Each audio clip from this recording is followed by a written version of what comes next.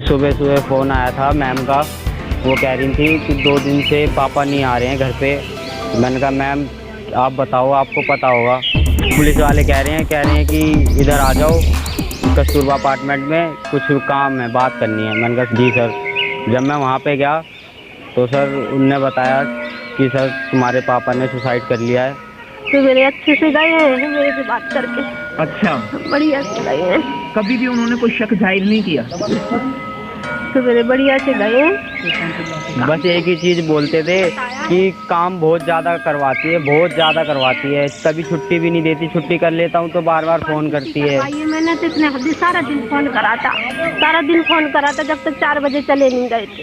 अच्छा, हाँ। 1-2 बार जब कभी आपने छुट्टी करवाई? हाँ, एक बार करवाई है मैंने, अब मई के महीने से। अच्छा, बस 10 दिन कभी कोई छुट्टी नहीं थी किसी भी तरह की? नहीं छुट्टी थी किसी कुछ भी हो, तीज त्योहार कोई कुछ भी भी हो, हो, कभी कोई 15 अगस्त कुछ भी हो, 26 जनवरी, कभी छुट्टी नहीं, कभी भी नहीं। कभी भी? कौन कौन कह रहा था आपसे ये लोग कि केस को यहीं खत्म कर दो? जी SHO था, वो कह रहा था क्रियाक्रम की मैं पैसे दे दूंगा, 15-20 हज़ार रुपये ले लियो और ऊपर से 5,000 रुपये ले लियो खर्चा पानी के लिए, जो तू आया जाया गया है यहाँ से वहाँ करा है, उसके 5-6 हज़ार रुपये ले लियो, बस इतना करवा दूंगा। तो मैंने कह दिया था सर मेरे को पैसे नहीं चाहिए, मेरे को पैसे की भूख नहीं है, बस मेरे को इंसाफ चाहिए कि मेरे पापा ने इनका क्या बिगाड़ा था। तो आपको शक उस समय डेड बॉडी देखते ही हो गया था? हाँ जी। मतलब ये इनको मार के टांग हाँ, कई बार बताया उनके बच्चों ने कि धमकी देते हैं पापा को और कहीं ढूंढते हैं, सोसाइटी में काम नहीं करने देते हैं वो। तो डर के मारे वहीं करता था कि चलो बंधे पैसे मिलते हैं। ये बहुत बुरी उसके साथ बहुत अन्याय हुआ है। अब इसका फैसला कराओ चाहे जैसे कराओ। देखो बड़े आदमी ले देखे कर रहे हैं और गरीब आदमी कहाँ से ले देखे करेगा। उसका तो अपनी लंगड़ी औरत थी, एक बेटी है एक बेटा है, वो घर चला रहा था, अब उसका कौन घर चलाएगा। भैया बोलो, फोन आ रही है। वो एक मेरा नाम धनीराम है और मैं इनको परिवार को बहुत सालों से जानता हूँ। ये मेरे यहीं पीतमपुरा में रहते थे और और वो जो व्यक्ति थे जिनकी हत्या हुई है वो बहुत ही शरीफ व्यक्ति थे और ना ही कोई मतलब दारू न किसी प्रकार का नशापंथी कुछ भी नहीं करते थे, बिल्कुल सीधे साधे व्यक्ति थे। ठीक है, और हम लोग को भी जब भी हम मुझे मिला करते थे तो हमेशा भाई साहब कह के, भैया कह के, मैं भले ही उनसे छोटा था उम्र में लेकिन हमेशा मुझे आदर के भाव से वो देखा करते और बोला करते थे। ठीक है, समाज उनके साथ खड़ा हुआ है, पूरी उनके साथ संवेदना है। हम अपने हक और अधिकारों के लिए और जिन लोगों की साजिश है, चाहे वो मालिक की हो, ठीक है, चाहे वो पुलिस की साजिश हो, चाहे कितना भी हो, हम पीछे नहीं हटेंगे। हम इंसाफ लेके रहेंगे और उनके साथ परिवार के साथ कंधे से कंधा मिल के लड़ाई करेंगे। पूरा समाज और पूरा परिवार उनके साथ है। हम सब मिलकर उनके इंसाफ के लिए लड़ाई करेंगे। आप कुछ बताना चाहेंगे उनके बारे में? हाँ जी, वो मेरा भतीजा था और सही ढंग से रह रहा था, लेकिन उसने कभी ये गलत नहीं सोची और न किसी के साथ इंसाफी की उसने। लेकिन और शादी ये गलत क्यों हुआ, कैसे हुआ, ये क्या कारण था इसका? मैं यही कहना चाहता हूँ, मुझे इंसाफ चाहिए और इंसाफ मिलना चाहिए। आपके भतीजे? हाँ, मेरा भाई था सर, वो बिल्कुल ठीक ठाक था, ना कभी दारू पीता था, बीड़ी सिगरेट कुछ नहीं करता था और उसका तो सर मर्डर ही हुआ है क्योंकि वो अनपढ़ था। और पुलिस वाले कह रहे हैं कि उसके पास लेटर मिला है, वो सर उसके साइन कहीं भी नहीं होंगे, कहीं भी देख लेना सर, उसको इंसाफ मिलना चाहिए। कभी उनका मतलब किसी डॉक्यूमेंट पे कुछ लिखित ब्यौरा है ही नहीं? कुछ नहीं है सर, वो अनपढ़ था। अरे उनका आधार कार्ड मैं नहीं बनवाया। अरे उनको डॉक्यूमेंट्स वगैरह देख लो। एक भाई हैं जो बता रहे हैं कि उनका आधार कार्ड उन्होंने ही बनवाया था। हाँ, ये पीतमपुरा में रहते थे, नहीं कर पाए, नहीं ना साइन करते थे। इनके जो इनकी बीवी हैं उनके भी आधार कार्ड मैं नहीं बनवाए थे और उनका भी आधार कार्ड मैं नहीं बनवाए थे वहाँ पीतमपुरा में। ठीक है, तो वो किसी प्रकार का कोई साइन नहीं करते थे। उन्होंने मेरे सामने खुद अंगूठा लगाया उस फॉर्म पे जो आधार कार्ड का। तो फिर लेटर ये जिस तरह की जो पुलिस साजिश कर रही है, अभी जो बता रहे हैं उनके के वो फ़ोन खो गया था, वो मालिक बता रहा है और पुलिस कह रही है कि हमने जब्त कर रखा है। ठीक है। तो कहीं ना कहीं हमें शंका हो रही है कि पुलिस भी इस चीज़ में मिली हुई है। हालात ये बता रहे हैं कि शक जा रहा है सीधा सीधा कि आत्महत्या नहीं है, हत्या है। बिल्कुल आत्महत्या बिल्कुल नहीं है, क्योंकि आत्महत्या करनी हो तो घर पे करते या बाहर करते, वहाँ पे काम के वहाँ क्यों करते आदमी? वो उनको खुद डरता है कि भाई मैं यहाँ करूँगा तो मैं खुद फंस जाऊँगा या जन कुछ। समर्थन में ये बात मैं कहना चाहता हूँ और अपील भी कर रहा हूँ, शेड्यूल कास्ट भी थे, गरीब भी थे, नौकर भी थे, और वो शख्स पढ़ा लिखा नहीं था, अनपढ़ था आज के हालात में भी। तो राजधानी में एक घटित हुई है घटना कि मालिक जिसके यहाँ वो काम करते थे, उसके बच्चे को केयर करते थे, वहाँ वो फंदे पे लटका पाया हुआ जाता है और पैर अकड़े हुए थे, मुड़े हुए थे। तो पूरे हालात सुने, जाने, देखे, समझे हैं आपने। और अभी दाह संस्कार नहीं हुआ है, पोस्टमार्टम के लिए अभी जाएंगे। अभी थाने से फोन नहीं आया है सच्चो साहब का जी। जब फोन आ जाएगा तो अब ये लोग जाएंगे। रोहतक के सब थाने वाले, वहाँ के सब थाने वाले भी मिले हुए हैं। मालिक हाँ, शक जा रहा हमारी आंखों के सामने। यहाँ पुलिस वाले, वो मालिक था वहाँ का ओनर, वो अंदर जाके बैठ के आया थाने में स्पेशल, और इनको सबको बाहर भगा दिया। आप या मैं या हमारे कमजोर समाज का कोई भी व्यक्ति इस तरह के कर सकता है क्या? घर के सामने भी अगर किसी की लाश मिलेगी ना, तब भी थाने में जाके बैठ नहीं सकता। नहीं बैठ सकता। और वो मेहमान की तरह बैठा थाने में अंदर गया। तो ये गरीबी अमीरी का फर्क, जातियों का फर्क, मजदूर को मजबूर बनाया जा रहा है जानबूझ के। इस तरह के जो है समाज में खिलवाड़ चल रहा है। ये पैसे, मतलब वही है, कानून भी पैसे वाले की बात, जो कानून भी पैसे वाले की बात सुनता है, करता है।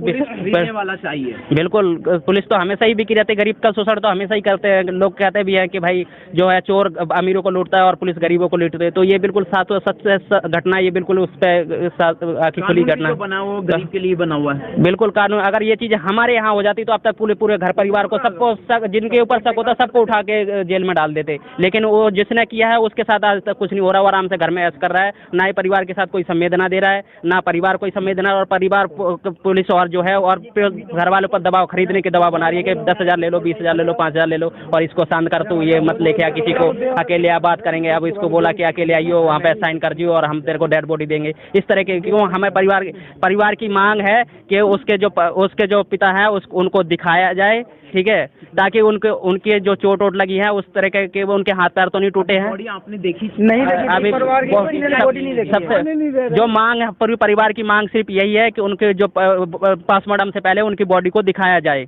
ठीक है, कि उनके हाथ पैर तो नहीं टूटे, उनके कोई चोट तो नहीं लगी है, क्या दिक्कत है, क्या रीजन है। और फिर उसके बाद तो पोस्टमार्टम के बाद पता चलेगा कि हाँ उनकी डेथ कब हुई थी, सच्चाई तब पता चलेगी। लेकिन उससे पहले, क्योंकि उनकी हमें पूरे शक है, पूरे विश्वास है कि जो है ये पुलिस की सांठगांठ है और उस मालिक की सांठगांठ है इस हत्या में, ठीक है। तो वो किसी भी तरीके से रफा दफा कारण कर रहे हैं। ऐसा शक भी जा रहा है, हमें भी ऐसा लग रहा है कि कोई वीक पॉइंट उस परिवार का, साक्षी के परिवार का कोई वीक पॉइंट इन्होंने देख लिया हो, तब इसकी हत्या कर दी। बिल्कुल यही सच्चाई है कि उसने कुछ ना कुछ उनके बारे में जान लिया होगा। उनका सच जो कोई काला बाजारी करते होंगे, जो भी जिस तरह का गलत काम करते होंगे, वो उन्होंने जान लिया होगा। तो उन्होंने सोचा कि अब इसको यही, ये तो इसका रफा दफा यहीं कर देते हैं, क्योंकि इसके परिवार के लोग तो वो कुछ नहीं कर पाएंगे, ठीक है। लेकिन उनके साथ समाज, उनके साथ पूरा परिवार उनके साथ खड़ा हुआ है। हम उनको न्याय दिलवा के रहेंगे। ये जो बच्चा है काफी कम उम्र का है, पुलिस बड़ी आराम से डरा धमका सकती है और बच्चे पे दबाव भी बना रही है। तो बच्चे पे डरा सकती है, बच्चे के साथ हम हैं, हम पूरा समाज हमारे साथ है, पूरा परिवार हमारे साथ है, हमारे लोग हमारे साथ है। हमारा समाज है जो पूरी दिल्ली में 5 लाख की आबादी रहती है, हम पुलिस के साथ ईंट से ईंट बजा देंगे अगर हमें जरूरत पड़ेगी। तो हम अपने परिवार के साथ है, हम अपने लोगों के कंधे से कंधा मिलाकर चलेंगे। हम मजदूर को मजबूर नहीं बनने देंगे, हम न्याय की लड़ाई लड़ेंगे। मजबूर बनाने की जो साजिश चल रही है पुलिस प्रशासन की और उसकी मालिक की, हत्यारों की, वो हम उसको साकार नहीं होने देंगे। जी बेटा, क्या नाम है आपका? जी आनंद। कितने साल के हो आप? जी 18 साल का। अपने पापा के याद में क्या कहना चाहोगे अभी? बस यही कहना चाहूँगा कि ये जी उनने खुदकुशी नहीं की है और वो ऐसा कभी कर भी नहीं सकते थे, और वो मेरे को हमेशा खुश रखते थे। कभी भी मैं उनसे 1 रुपये मांगूंगा तो वो भड़के ही देंगे, ये कभी नहीं कहेंगे कि बेटे आज मेरे पास पैसे नहीं है। वो चाहे जहाँ से लेके आए, लेकिन मेरे लिए कभी भी उन्होंने मना नहीं किया। गरीब हालत में भी वो मतलब इतना समर्पित हैं आपके लिए। हाँ जी। कोई गुण उनमें था नहीं, बच्चों के लिए करते थे, क्योंकि अपने लिए नहीं करते थे, वो सब बच्चों के लिए थे। बच्चों के लिए जो भी चाहिए उन्हें खाने पीने की देख रेख के बारे में ही लगे रहते थे। अपने पे तो कोई खर्चा करते ही नहीं थे, वो 1 रुपये का भी नहीं। ऐसे बिल्कुल सीधे सादी शरीफ इंसान थे वो। चाहते हैं। आप उनको कैसे जानते हैं? पड़ोसी हैं उनके? नहीं, पड़ोसी नहीं है, मैं उनका चाचा था, बबलू का। बबलू के चाचा हैं। उनकी बेटी से शख्स हमारे सामने, उनकी आवाज नहीं निकल रही है, बबलू के चाचा थे और उनको देखो काफी रोना आ रहा है। माइक हटाइए, माइक हटाइए। ये देखिए आवाज ही बंद नहीं हो रही है, आवाज नहीं निकल पा रही है। उनकी पत्नी की हालत बहुत खराब है क्योंकि मामला अभी ताजा है और बहुत बुरा हादसा घटा है। उसको इन्होंने अपनी आंखों से देखा है, वो व्यक्ति कैसा था, कैसा इंसान था। तो एक अच्छे सच्चे इंसान के लिए यहाँ सभी लोग लगभग समर्पित हैं। ये माँ की हालत है, ये बेटी माँ बदहोश हो रही है। जी, मैं उनकी बेटी हूँ। मुझे कुछ नहीं चाहिए मगर मेरे पापा को इंसाफ मिलना चाहिए पूरा। कौन सी क्लास में पढ़ते बेटा? मैं 11th क्लास में पढ़ती हूँ। मेरे अभी एग्जाम भी स्टार्ट होने वाले हैं। हाँ, बच्चों के एग्जाम का टाइम चल रहा है। 11वीं 12वीं के बच्चों के एग्जाम चल रहे हैं। बहन जी, आपका नाम बताएंगे? उर्मिला। उर्मिला। इनकी भी हालत तेज हो रही है, देखो बिल्कुल बोल भी नहीं पा मतलब रहे। जो है सुध बुध लगभग इनकी खो चुकी है और जब से आया हूँ तब से इसी हालात में इन्हें लगातार देख रहा हूँ। जैसे ही इनके पति के बारे में बातें शुरू हुई, ये इसी हालात में लगातार। आइए बोलिए। मेरा नाम सुरेंद्र कुमार है, ग्राम बरगवा से। जो बबलू है मेरे बड़े भाई हैं और जो उनके साथ हुआ है गलत हुआ है, हमको इंसाफ चाहिए। इतना गलत हुआ है उसके साथ, जो पढ़ा लिखा इंसान नहीं था उसको नोट बता दिया गया, सुसाइड कर लिया है। और हमेशा वो सिंपल ना गुटखा तम्बाकू बीड़ी कुछ नहीं करता था। एक गरीब आदमी के लिए कोई आगे नहीं लग रहा है। उसके साथ बहुत गलत हुआ है, उसकी हत्या हुई है। और अपने समाज के सभी साथियों से यही कहूँगा कि जितनी से ज़्यादा हो सके वहाँ पे संजय गांधी हॉस्पिटल में जाके भीड़ इकट्ठी करके पहले बॉडी को देखा जाए, कहाँ जख्म है, कहाँ क्या हुआ उसके साथ, बॉडी को देखा। इसके बाद पोस्टमार्टम की हम बिना हमारे परमिशन से नहीं किया जाए पोस्टमार्टम। और सभी साथियों से यही कहूँगा कि जितनी से ज़्यादा हो सके वहाँ पे भीड़ इकट्ठी हो ताकि पब्लिक हमारी बात को सुने। वारदात का इलाका एक बार फिर बता दें। वारदात कहाँ पे हुई है? कस्तूरबा अपार्टमेंट है। कस्तूरबा अपार्टमेंट है, ये पीतमपुरा रहता है, मदासी झुग्गियों के पास है। वहाँ पे काम करते थे वो।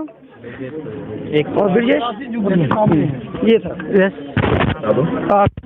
कस्तूरबा अपार्टमेंट है और हाउस नंबर है 8। 108। आप जब वहाँ पे देख के आए हो, डेड बॉडी भी आपने उतारी? यस, तुमने उतारी है? यस, मैं से पुलिस वालों ने खुद हेल्प करवाई बॉडी उतरवाने की। पुलिस ने भी हाथ लगाया? हाँ, यस यस। क्या था उनके गले में? कुछ था क्या गले में? कैसे लगा रखा था? रेड कलर का मफलर था और जो बांस का एंगल, लोहे का एंगल था ना, उस पे बांध रखा था। और पैर है ना मुड़े हुए थे एल टाइप में। और बस यही गार्ड तो वो तो पुलिस वालों ने खोली है और कैंची से काटी है। कैंची से काटा है? यस, कैंची से काट के। जब पुलिस ने भी उस डेड बॉडी की गांठ, इतनी मजबूत गांठ थी, गांठ खोल के उतार पाना संभव नहीं था। पुलिस बलशाली होती है, ताकतवर होती है। मतलब एक पुलिसमैन जो होता है वो ताकतवर होता है बजाय एक नॉर्मल पर्सन के। बावजूद उसके उसको कैंची से काट के, यानी कि मामला काफी मुश्किल था। हालात ये कह रहे हैं। और गले पे किसने खोला था? गले यस कसा हुआ था, फांसी वगैरह लगी थी। निशान भी होगा, निशान भी है। ध्यान गया आपका? मेरा इतना ध्यान नहीं गया क्योंकि उन्होंने मेरे को ना कहते बॉडी पकड़ो। पैन का क्या रखा था? पैन और लोअर पहन रखा था और शर्ट पहन रखी थी। ये जो ब्राउन वगैरह कुछ हो रखा था, निशान पड़ जाते हैं चोट के। सर वो देखने नहीं दिया क्योंकि उतार के सीधा पैक करवा दिया। डेड बॉडी उतारी और करवा दी, पैक करवा दिया। बस, ज्यादा किसी को संभलने का नहीं। मौका नहीं। और पैर टेढ़े थे तो उन्हें ना, बच्चे ही थे वहाँ पे, आपके अलावा कोई और था? नहीं, हमारे अलावा कोई नहीं था। इसको नीचे भेज दिया गया था, नीचे पार्किंग में। इसको तो नहीं, हाँ, इसको नीचे भेज दिया गया था। मेरे को रखा था वहाँ पे।